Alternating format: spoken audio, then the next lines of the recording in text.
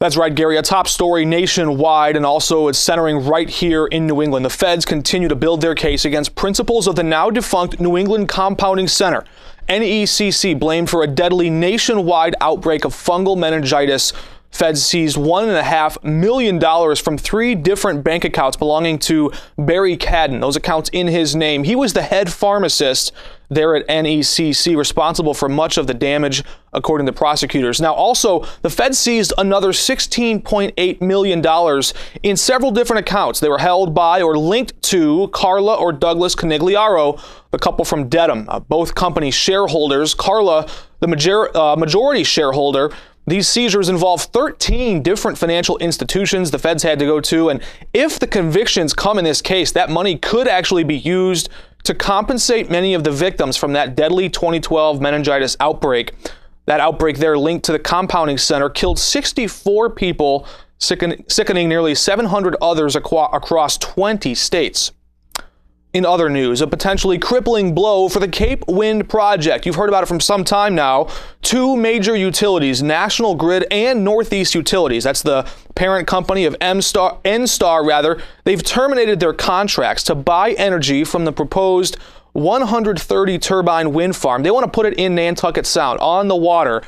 They say Cape Winds missed a December 31st deadline to secure financing and start construction.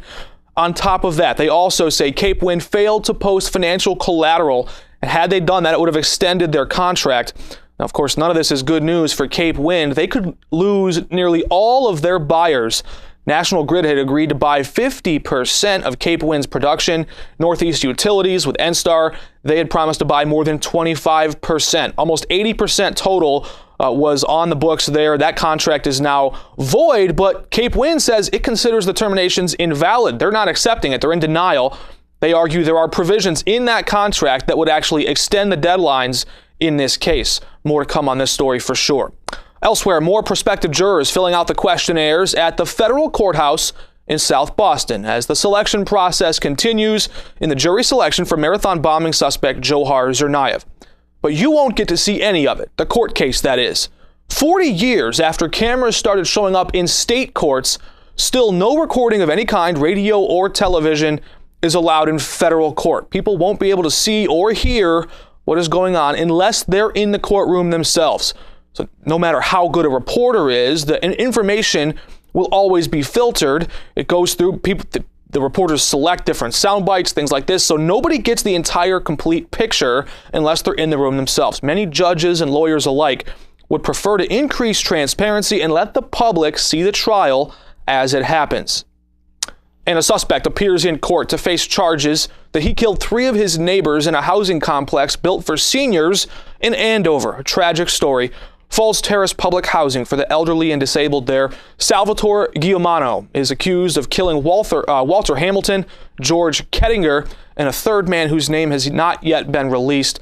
Police are still trying to contact the family, but of course, as you can imagine, many family members rushed to the scene to make sure their loved ones were okay. Police arrested the 57-year-old suspect and charged him with murder. Of course, those families are devastated, but they're also shocked. Salvatore's brother and mother both live there in the same complex in different units.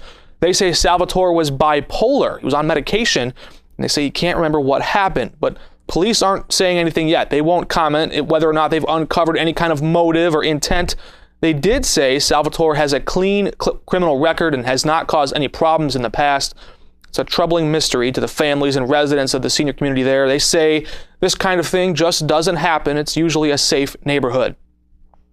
And finally, Governor Deval Patrick takes his last step out of the State House Wednesday. He's taken that lone walk. It's a long-standing tradition here. The outgoing governor leaves his office after he exchanged several ceremonial tokens with the new incoming governor. A Bible from 1884, a gavel built from the original USS Constitution, and he exchanges those with Charlie Baker. Then walks alone down the front steps of the State House. New Governor-elect Charlie Baker steps into power Thursday at noon. As for Patrick, much has been said about his future plans and whether or not he might run for president. Right now, he's not showing any cards on that front. He did describe his short-term plans. It's a combination of several things, different places trying to make some money, speaking on boards, all those things, but not necessarily just one job.